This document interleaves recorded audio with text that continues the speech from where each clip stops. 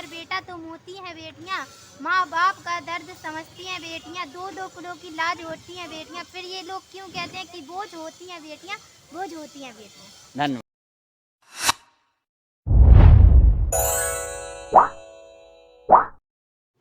नमस्कार साथियों, आपका एक बार फिर स्वागत है आपके अपने चैनल मंगल वेब पर।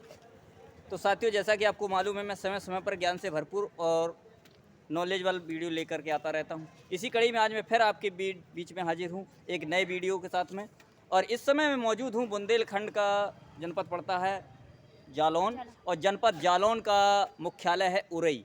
तो उरई में एक कृष्णा धाम नाम का गेस्ट हाउस है जो कि अजनारी रोड पर यहाँ पर स्थित है। और यहाँ पर एक प्रबुद्ध मानव कल्याण समिति की नाम से एक सामाजिक संस्था है जो गैर राजनीतिक है।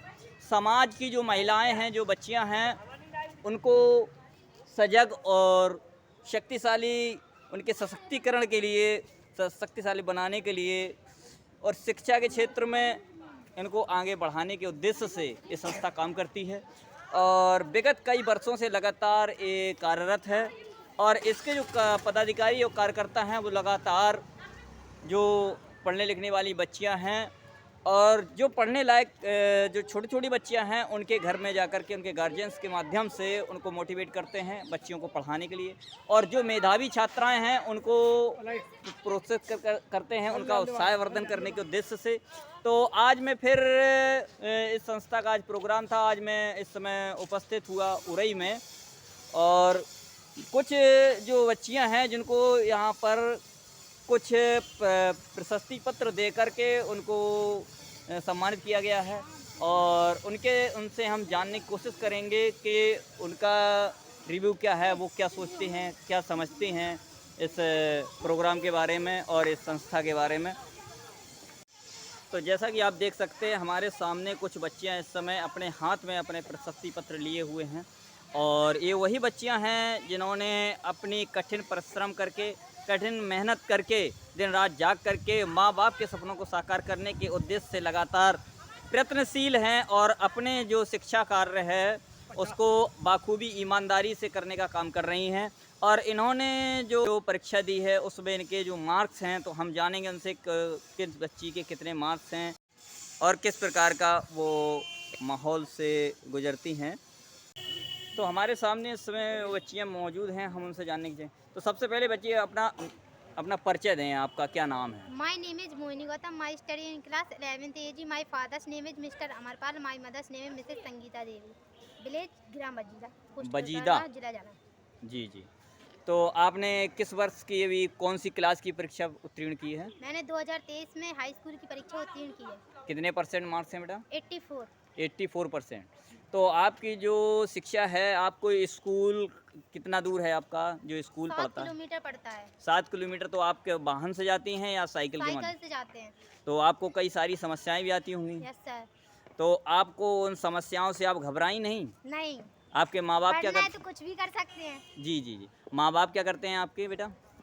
पापा फार्मर है, किसान। किसान हैं। और मम्मी आशा बहू, गाँव की आशा। अच्छा, मम्मी आशा बहू हैं। हाँ। तो आगे भविष्य में आप क्या करना चाहती हैं? मैं आगे भविष्य में आईएएस बनना चाहती हूँ। आईएएस बनना चाहती हैं।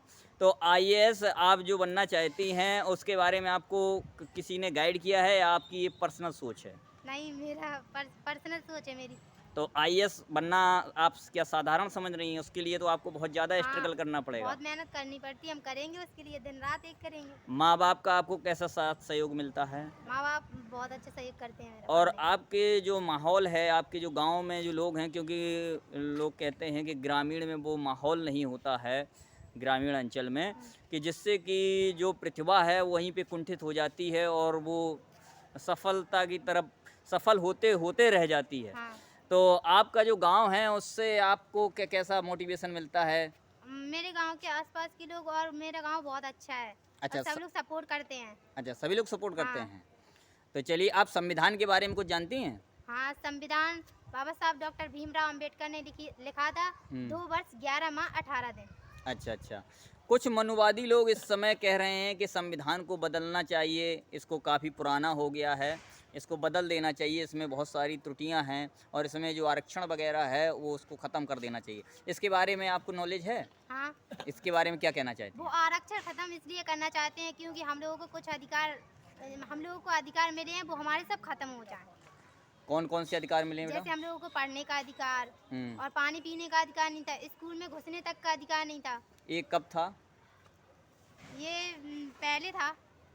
ऐसा नहीं, संविधान जब हमारा हाँ। 1950 में 26 जनवरी 1950 में लागू हुआ, तो इसके पहले ये भारत जो सिस्टम चलता था, अंग्रेज़ों की शासन सत्ता थी, लेकिन सामाजिक व्यवस्था में यहाँ पर कुछ धार्मिक ग्रंथों के माध्यम से यहाँ पे अनुशासन जो प्रशासनिक व्यवस्थाएं हैं उन पर कंट्रोल कर रखा था कुछ मनुवादियों ने या कुछ जाति विशेष के लोगों ने, और वो उसी प्रक्रिया के उसी मेंटलिटी के लोग इस संविधान को ख़त्म करना चाहते हैं, जिससे कि जो बहुजन हैं, जो SC ST OBC माइनॉरिटी है, उसके जो बच्चे हैं आज पढ़ लिख करके IAS PCS के, जैसे कि आपने अभी कहा कि मैं DM SDM बनना चाहती हूँ, मैं IPS बनना चाहती हूँ, तो ये जो सपना है आज बच्चों के अंदर घर कर गया है और बच्चे सोचते हैं कि मैं भी IAS IPS बनूँ, तो इसको ये ख़त्म करना चाहते हैं। उस वजह से सबसे, क्योंकि शिक्षा भले ही कितनी भी महंगी की जा रही हो, लेकिन फिर भी शिक्षा ही वही द्वार है जिसके द्वारा आप कहीं पर भी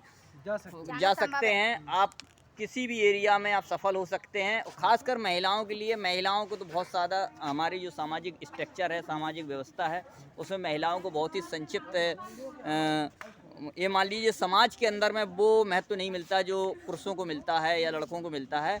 और बच्चियों के सामने एक बहुत ही विकट परिस्थिति पैदा हो जाती है कि जब यदि वो असफल होती हैं पढ़ने लिखने में, तो हो सकता है उनको बैठाल दिया जाए, जबकि अगर पुरुष है या कोई लड़का है तो वो 2-4 बार फेल होने के बावजूद भी उसको मौका दिया जाता है, उससे कुछ नहीं कहते हैं। बच्चियों के ऊपर वो शादी का प्रेशर बन जाता है कि इसकी जल्दी से जल्दी शादी होनी चाहिए, इस तरीके से। तो चलिए, हमारी आपको शुभकामनाएं हैं, आप ज़्यादा से ज़्यादा संघर्ष करें। आपका बेटा क्या नाम है? शिवानी। शिवानी जी, आप कहाँ से हैं? उरई से। आप उरई से हैं। आपके पापा क्या करते हैं? रिक्शा चलाते हैं। रिक्शा चलाते हैं। आपने कौन सी क्लास अभी उत्तीर्ण की है? High school. High school. तो आपके कितने % मार्क्स आए हैं? 82। 82%। 82 कौन सी क्लास में? तो 10th में। तो आपने जो 82 मार्क्स किए हैं, तो माँ बाप आपका कैसा महसूस करते हैं? बहुत गर्व महसूस करते हैं कि मेरी बच्ची ने इतना पढ़ लिख के। प्राउड फील करते हैं। तो आप आगे माँ बाप क्या चाहते हैं, आप क्या बने? मेरे पापा चाहते हैं कि मैं बड़ी होकर टीचर बनूं। टीचर बनूँ। वो आपकी क्या आइडियोलॉजी, आप क्या सोचती हैं? मैं भी सोचती हूँ कि मैं भी टीचर बनूं। टीचर बने। चलिए, बहुत बहुत आपको साधुवाद, बहुत बहुत धन्यवाद। दो तो- लाइन कहना चाहती। हाँ, बताइए बताइए। हीरा है अगर बेटा तो मोती है बेटियां, हीरा है अगर बेटा तो मोती है बेटियां, माँ बाप का दर्द समझती हैं बेटियां, 2-2 किलो की लाज होती हैं बेटियां, फिर ये लोग क्यों कहते हैं कि बोझ होती हैं बेटियां, बोझ होती हैं बेटियां। धन्यवाद, बहुत जय बहुत हिंद, धन्यवाद। जय भारत, जय विज्ञान, जय संविधान। तो साथियों, ये जो बच्चियां थी, इनका हमने रिव्यू जानने की कोशिश की और ये क्या सोचती हैं।